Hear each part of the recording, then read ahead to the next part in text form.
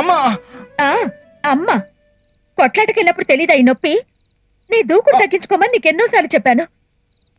అనవసరంగా గొడవపడి ఇలా దెబ్బలు తినొస్తే కాపడాలు పెట్టి సేవలు చేయడానికి ఇక్కడెవరు తయారుగా లేరు. అబ్బా ఏంటి మళ్ళీ? నీకేదైనా అయితే నేను తట్టుకోలేనయ్యా. వాళ్ళు ప్రిన్సిపాల్ గారిని నోటికొచ్చేటలా తిడితే తిడితే మీకేంటంటే నొప్పి? దారిని పోతుంటే ఎవరినో ఏదో అంటుంటారు. వాటన్నిట్లోకి తలదూరుస్తారా? ఎవరినో కాదు, ప్రిన్సిపాల్ గారిని. ప్రిన్సిపల్ అయితే ఏంటంటే గొప్ప? ఆవిడేమైనా ఆకాశం నుంచి దిగొచ్చిందా? మీకింత జరిగినా కనీసం చూడటానికి వచ్చిందా?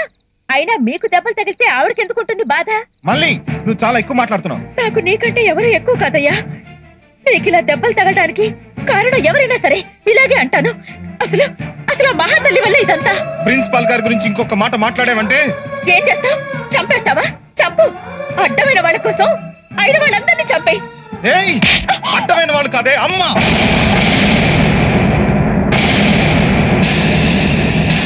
అవును, ప్రిన్సిపాల్ గారే మా అమ్మ.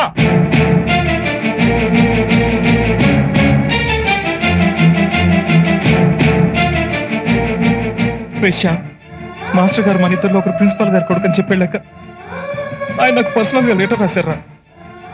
ప్రిన్సిపాల్ గారు కొడుకు నేనేనంట. ఇదేనా ఆయన రాసిన లెటర్? చూడు.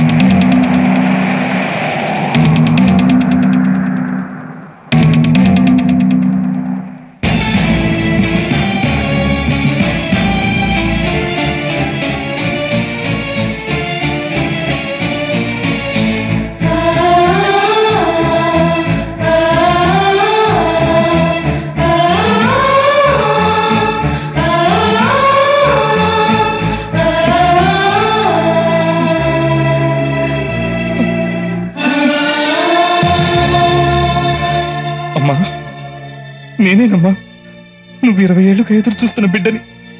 నేనేనమ్మా, నేనే.